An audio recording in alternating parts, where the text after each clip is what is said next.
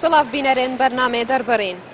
جارەکادی بە هەڤڕاگەهشتین ji بۆ خەلەکەکادی تر ji بەرنامێ دەربڕین. ساڵ بۆ ساڵێ وڵاتی دەبێژن سەد خوزیکێن پار. Divê xelekê da ji bernamê derbirin dê behsê wê çendêken ka welatiyên Herêma Kurdistanê çawa pêşwaziya salanî ken. Aya çend dolxoşin bi hatina salanî, hêvî umêdên wan çine di hatina salanî da digel me dabin.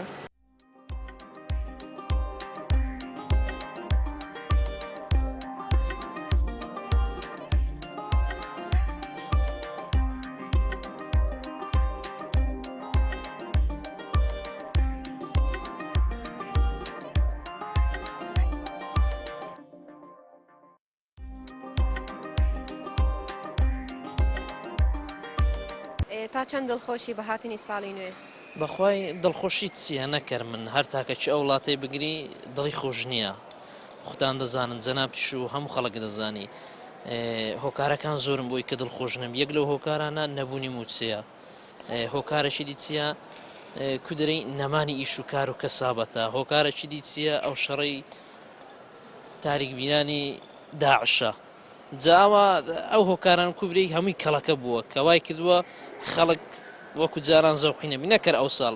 زۆر جار خەڵک گوادرە دەری ئەو ساڵ جیاوازە لە ساڵەکانی لەبەر ئەو هەیە بەزە منەوە ناڵێم دەرێم نە وەکو تقریبەوە 3-4 ساڵە هەمان شتە ینی کەس بە شێوەی وا دڵی خۆش نییە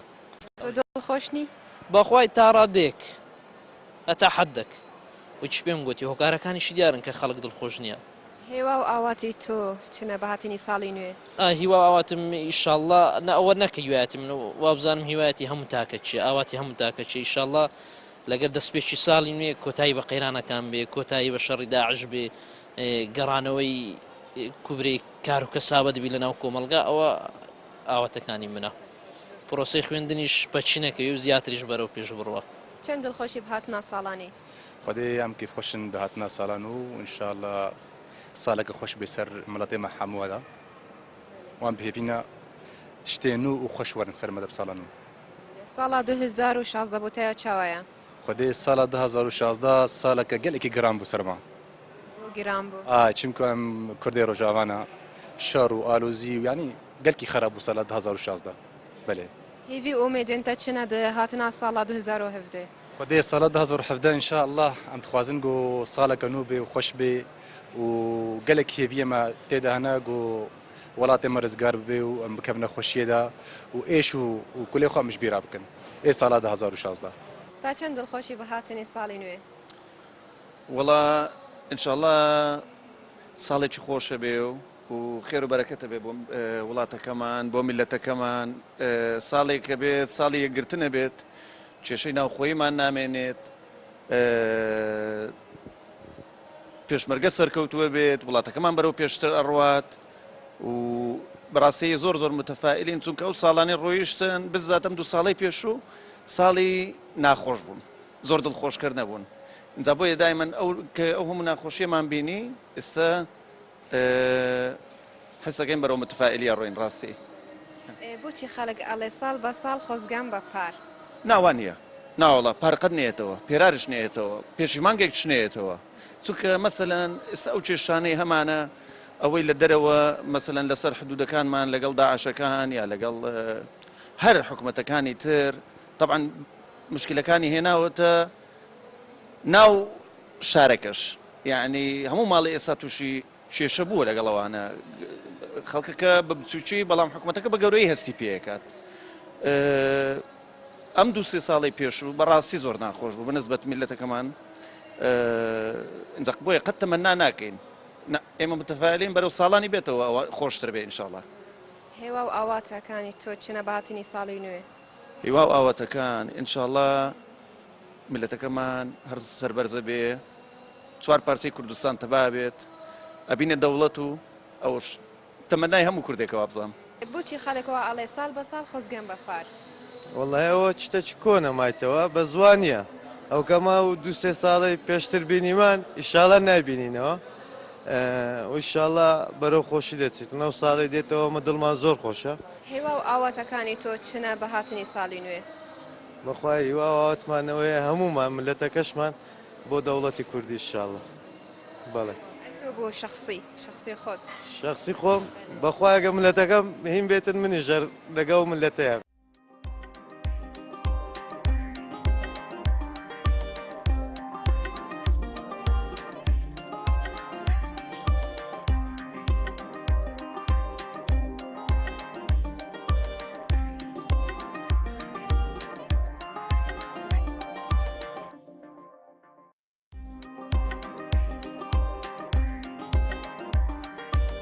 چەند دڵخۆشی بەهاتن ساڵی نوێ واللهی دڵخۆشم زۆر بەران نازام ئومەتەکەیت کە ملەتەکەی دڵیان خۆشیان خۆش نییە شخصی خۆم دڵم خۆشە هیچ مشکلم نییە الحەمدلله زۆر دڵخۆشی بەڵێ ئینشەڵڵا هەر خۆش بێت ست دەکەم هیوا و ئەومێدەکانی تۆ چنە بەهاتنی ساڵی نوێ واللهی ئینشاڵە ساڵێکی ئارام و خۆش بی لە بۆ هەموو ئینسانی فەقیر و داماو لە بۆ برا پێشمەرگەکانمان لەبەری جەنگ و ئەو دنیای خۆش بی لە بۆ ملەتە فەقیرێ تە هیچ هێوایەک هەبوو بەجێ نهاتیە ساڵێن پار واللهی بە هەموو لایەک خراپ بۆ لە بۆ ئەو ملەتەی ئینشاڵە باشتر دەبیتن یعنی لە بۆی غەم دەخۆم فەقیرمان گەلک زۆرە ئینشاڵە لە بۆوانە ژیان باش دەبیتن بە خۆمان ژیانمان باشە ئینشاڵە لەوان باشتریش دەبیتن زۆر سوپاسی ئەوەش دەکەم ئینشاڵە ساڵێکی بەرەکەت و ڕەحمەت دەبی لە بۆ هەموو مەتیمێت پێغەمبەری چەند دڵخۆشی بهاتنە ساڵانی والله زۆرم کێ خۆشە بێ هاتنا ساڵان و ئەم حەزن سووریە کوردستان سووری ڕێزگار ببێ خوازن هەموو پەرامبەر بەگەن وڵاتی خوا خوازن جیانتر خۆشتر ببێ خوازن ئەو دیجی تیرۆریستان و ڕهابان هەموو تێک بچێ خوازن پێشمەرگە سەرکەوێن ئەو داخوازیمە ساڵانی ئەو خێزانەتەیە دەگەڵتە ئەو خیزانە من و کوڕێ من تا چ پەیامەکەی بۆیە بێژی بەهاتنە ساڵانی ئەز ساڵانێ پیرۆز دەکەم بۆ خیزانە خۆ خوازم حەزکردنامە زیاتر بێ کێفام هاتی ساڵانێ کوڕێ نه هاتی وێ دنیێ ئەمری درێژ سپاس دەکەم منێ چەند دڵخۆشی بەهاتنە ساڵانی زۆر کێف خۆشم و جەژنا سەرساڵی پیرۆز دکەم هەموو کوردارە و هەر ساڵ کێف و خۆشی بە هیوی ئومێدێنتە چنە دە ساڵانیدا ئینشاڵە هەموو پەنابەر بەگەرن وڵاتی خوا و هەموو خەلک کێف و خۆش بن و پێشمەرگە بسەرکەوە و بەس دەهاتنە ساڵانیدا تا چه هەیە بێژیە هەڤژینێ خۆ هەڤژینێ خوا ئەز ژێر دەبێم هەر ساڵ وەزویم بەفدورە بن و تەمەنیوی درێژ بێ تا چەند دڵخۆشی بەهاتنی ساڵی نوێ پێشەکی بەخێراتنتانەکەم کەناڵەکەتان کەناڵێکی دەزڕنجینە بەڕاستی سەری ساڵ پیرۆز ئەەکەم لە برا پێشمەرگەکان بە پیرۆز یەکەم لە گەلی کورد بەڕاستی سەری ساڵ خۆشە هەموو بۆنەکان خۆشە بەڵام لەم قەیران و لەم وەزایە خەڵک تۆزێ ئەوەیە دڵی ناخۆشە بەزی شەڵاب بێ بە پڕکەرەوەی هەموو خەیران و هەموو ناخۆشیەکان و تەواوبوونی شەڕی داعش و ئەو شتانە ئینشەڵڵا هێوا و ئاواتی تۆ چنە بە هاتنی ساڵی نوێ هیوا ئاواتی منەوەیە ساڵێکی خۆش بێت ساڵێکی پڕخێر و خۆشی بێت بۆ گەلی کورد بەڕاستی هیوای من هەرەوەیە کورد دڵخۆش بێت و کورد ئومێدێکی جوانی بۆ بگەڕێتەوە و هەرەوەیە هیوای من بۆچی خەڵک ئەڵێ ساڵ بە ساڵ خۆزگەم بەپار واللهی خەڵک دەرێت خۆزگەم بەپار زۆر شت هەیە بابرین لەو ساڵەی پار نەبووە یعنی زۆر پێشکەوتن هەیە زۆر شت هەیە ئەمە احتیمالە 10 ساڵ پێش ئێستا وەزعیەمە تێدای نێستا نەبوو بەڵام ئێستا خەڵک یعنی هیوای وا زۆر بووە ئەوجا یعنی هەندە هیوای هەیە هەندە هیوای هەیە هیوایەکانی قەت نایەتە ژێر ئەوجا لە بە هەندێک دەنێن ساڵ بە ساڵ خۆزکە بەپار یعنی احتیمالە 10 ساڵ پێش ئێستا خەڵک وەکی ئێستا خەمی نەبوو یعنی خۆشتر بوو احتیمالە لە ڕووی ئێستا منداڵێکی دەبینێ و هەندەیە فکری ژیان دەکەت و فکری ژنینان دەکەت و فکری خانی دەکەت فکری کرێچیاتی دەکەت بەڵام پێش ئێستا شتە نەبوو نانە کتە باوڕە خواردت با کەس فکری لە سبەینێ نەدەکردەوە چەند دڵخۆشی بهاتنە ساڵانی وڵڵهی لۆ من هیچ فەرقی نییە ساڵی نوێ ساڵێ و فەرقی نییە بەس ئینشاڵڵا ساڵی نوێ خۆشتر دەبی لەو ساڵانەی ڕابردوو هێوا و ئاواتی تۆ چنە بەهاتنی ساڵی نوێ واللهی وا ئاواتمەوەیە ئەو مەشاکلانە نەمینێ ئەو حیزبانە پێک بێن شتێکی باش بکەن ئەو خەڵکی و شەڕی داعشان نەمینی.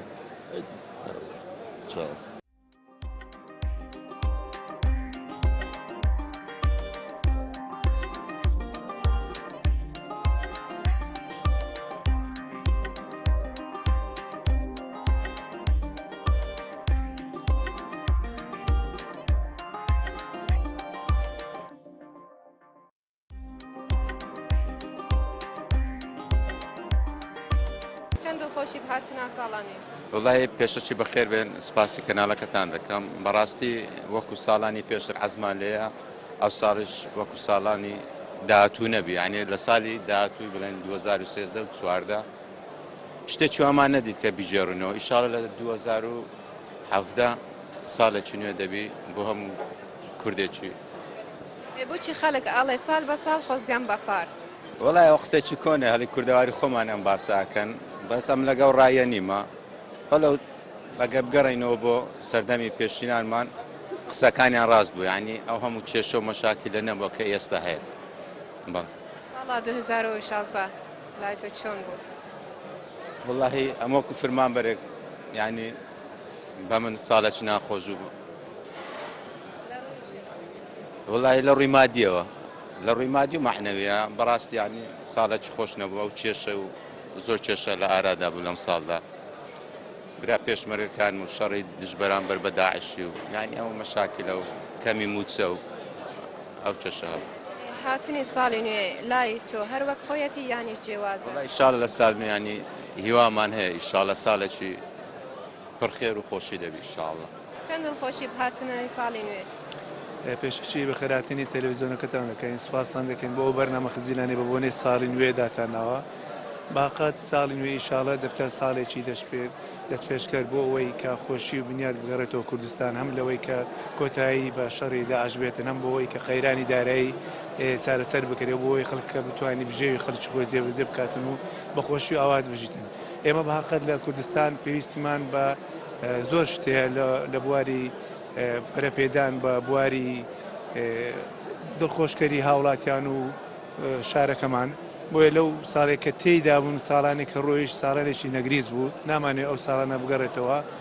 تەمەنا دەکەین ئینشاءڵڵا ساڵێکی پڕ لە خۆشی ئاوا دەبی و خەڵکی کوردستان.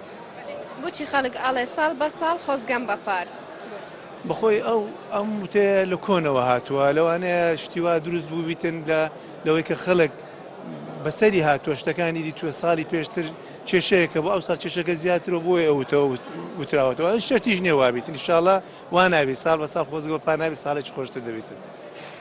ساڵی 2016 لای تۆ چۆن بوو؟ بە خودای لەبەرەوەی لە شەڕی داعشدا بووین بەڕاستی ساڵێکی خۆش نەبوو ئینشاءڵڵا ئەو ساڵە ناگەڕێتەوە لێرە ڕێز و نەوازشم بۆ دایکانی شەید و ئینشاءڵڵا شەیدەکانمان جێگایان بەهەشتا سەربەرزی هەر بۆ کوردستان دەبێنێتەوە ئینشاءڵڵا ملەتی کورد بەخۆشی و ئاواتیدا دەژین. چەند دڵخۆشی بە هاتنی ساڵی نوێ؟ زۆر دڵخۆشم بە هاتنی ساڵی نوێ هیوادارم ئەو ساڵ بێتە ساڵێکی پڕخێر و خۆشی بۆ هەموو کەسێک و بۆ هەموو تاکێکی ئەم جیهانە و ساڵی نوێ بێتە ساڵێکی ئاشتەوایی و پێشەنگ و بێتە هۆی پێشکەوتنی زیاتر بۆ وڵاتەکەمان و زیاتر بەرەو پێش بچێت و ئەو جەورستەمەی کە ئێستا لێی دەکرێت ینی لە ڕووی داعشەوە بڵێم تاو بێت و کۆتایی پێبێ هەروەها مافی هەموو گەنجێکیش دابین بکرێ بە تەواوەتی و چونکە لە کاتێکی وەک ئێستادا گەنج زۆر حەقی دەخورێت لە ڕووی کارەوە ینی هیچ کارێک نەماوەتە بۆ گەنج ئینسان وا هەیە بەهۆی بۆ بێکاریەوە ئامادەی هەموو شتێک بکانی بەهۆیەوە زۆر شتی نابەجێ ڕوو دەدات ئینسان کاتێککە بێکار بوو زۆر ئەوە دەبێت ینی دەبێتە هۆی دروستبوونی چەندین کێشەی کۆمەڵایەتیش ینی نەک لە ڕووی ئابوووریەوە دوا دەکەوێت وڵات دوا دەکەوێت بەهۆی ئەو هەموو جەورستەمە ئێستا لە کوردستاندا دەکرێت و وەروەها هاتنی ئەو هەموو ئاوارێش بارێکی قورسی خستۆتە سەرشانی گەلی کورد و هیوادارم لە ڕووی هەموو لایەکەوە عنی هەموو لایەکەوە یارمەتی گەلی کورد بدەن بۆ ئەوەی وڵاتمان زیاتر بەرەو پێش بچێت و ئەو ئارامی و ئاساییشە بەردەوام بێت و هەروەها پێشمەرگەکانیشمان بەردەوام بن لە خەباتی خۆیان و پشگیریان لێ دەکەم لێرەوە دەستی هەموو پێشمەرگەیەک دەکوشم دەستی ماندوونە ناسان دەکوشم هەروەها هیوادارم هەروە بەردەوام بن لەسەر ئەو ورەبەرزیان و ئێمەش لێرەوە پشگیریان دەکەین هیوادارم هەر سەرکەوتو سەرفراز بن و وەروەها ئەو سەربەرزیان ئێمەش شانازی پێوە دەکەین چونکە بەهۆی ئەوانەوە ئێمە لێرە دەتوانین بە ئارامی و ئاسایشی ژیان بەڕێ بکەین. بۆچی خەڵک ئەڵێ ساڵ بە ساڵ خۆزگەم بەپار بۆچی واڵ؟ چونکە بەهۆی هاتنی ئەو بەهۆی ڕوودانی ئەو هەموو کێشەی ئابووری و ئابووریەوە بۆتە هۆی بێکاری گەنجان چونکە بێکاریش خۆت دەزانانی ینی کەسێک کە بێکار بوو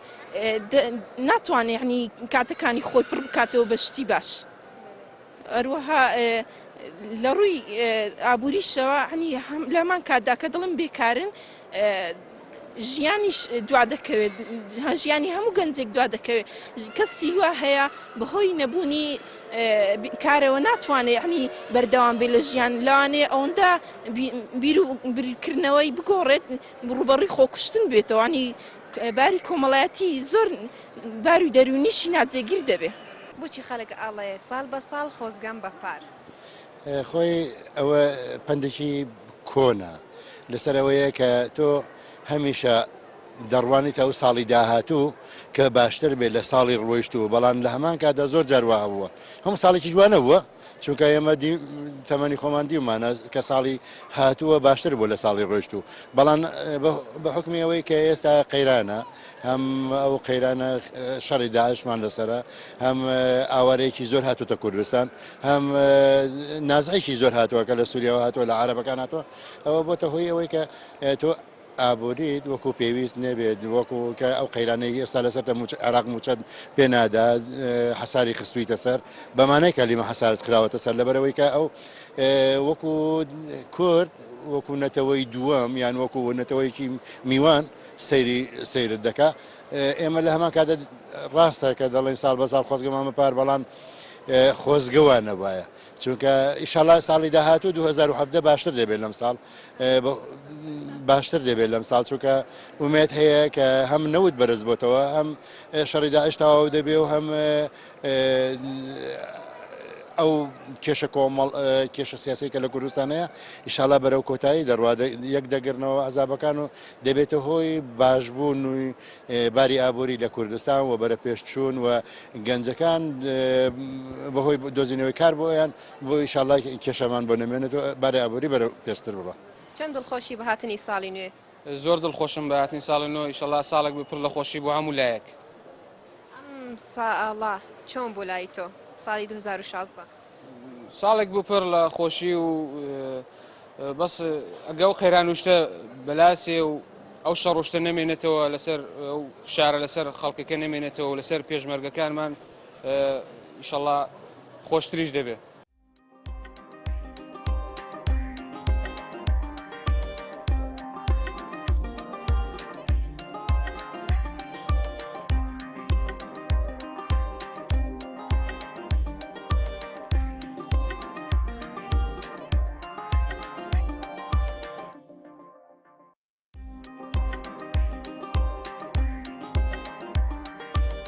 چەند دڵخۆشی بە هاتنی ساڵی نوێ؟ بە هاتنی ساڵ نوێ ئیشاڵا ساڵی ڕابردوومان نەفکر دەستەوە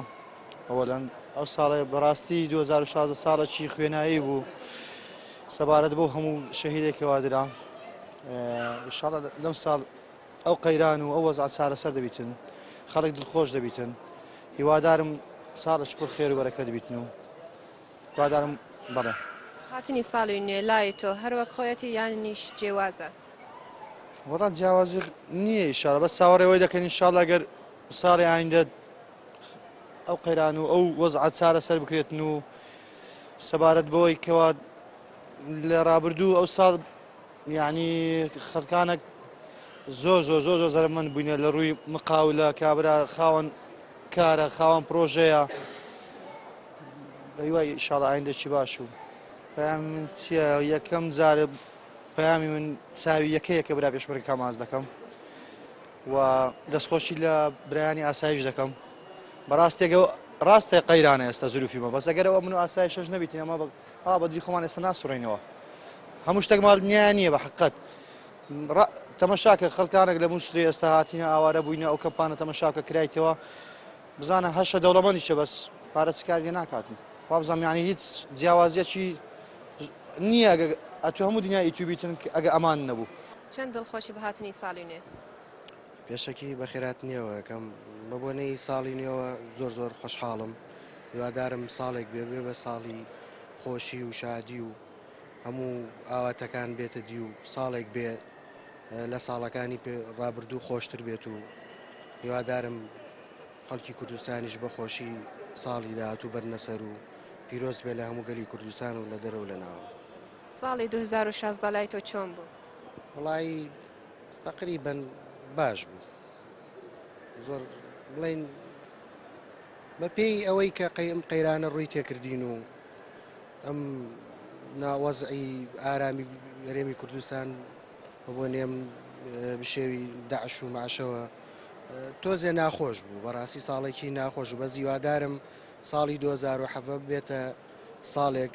بێتە هۆی هێنانە دوی ئاواتەکانمان ساڵێک بێ ساڵ بەخۆشی بەڕێکەین. بچی خەڵک ئەڵێ ساڵ بە ساڵ خۆزگەم بەپار بەهۆ کاری ئەوەی کە ساڵ بە ساڵ بێ ژیانی خەڵک ناخۆشترە بێ چاو ساڵی ڕابردووە قەیرانەکان زیاترە بێ قەیرانی سیاسی قەیرانی ئابووری ئەمەواکە لەو خەڵکەی کە بڵێت ساڵ بە ساڵ خۆزگەم بەپار ژیان تا بێ قورسرە بێ بۆ تاکی کورد ژیان سەختە ینی بۆ گەنج بۆ هەموو تاکێکی کورد ژیان ساڵ لە ساڵ بێ ناخۆشترە بێ ئەوەیش هۆکارەوە کە بڵێ ساڵ بە ساڵ خۆزگەم بەپار. ساڵی 2016 لای تۆ چۆن بوو؟ لای من ساڵێکی لە نسبەت خۆمەوە ساڵێکی ناخۆش بوو بەڕاستی پرس کارەسات بوو بۆ کورد بۆ کوردستان بۆ گەلی کورد ساڵێکی ناخۆش بوو عام. هێوا و ئاواتی تۆ چنە بە هاتنی ساڵی نوێ؟ لە ساڵی نوێدا ئاواتەخوازم گەلی کورد لەم نەهامەتیانەی تووشی بووە دەرباز بێت ساڵێکی پرخۆشی بێت ساڵێکی لە ڕووی ئاباریوە کوردستان زیاتر پێشکەوێت لە ڕووی ئابووریەوە پێش بکەوێت و گەشەی زیاتر بەخۆی ببینێ و هیوادارم حکوومەتی هەرێم لەگەڵ حکوومەتی بەغداد هاوکارێکی باش یەکتر بکەن لەبەرەوەی وەزعی کوردستان لەم نەهامەتی ڕزگاری بێت. پەیامی تۆ چێ بێ و پێشمەرگە قارەمان بە هاتنی ساڵی نوێ؟ من خۆشم وەک پێشمەرگەیەک پیرۆزبایی ساڵی نوێ لە پێشمەرگە خۆشەویستەکان و هاوڕێکانی خۆشمەکەم هیوای ساڵێکی خۆشیان بەوە خوازم هیوادارم ئەم ساڵی داهات و ئاخر ساڵی ناخۆشی بێت پێشمەرگە لە بەرامبەر درەندرەترین چین کە بەرامبەر بە پێشمەرگە شەڕێکە ئەویش داعشە هیوادارم ساڵی کۆتایی داعش بێ و سەرکەوتن بۆ پێشمەرگە.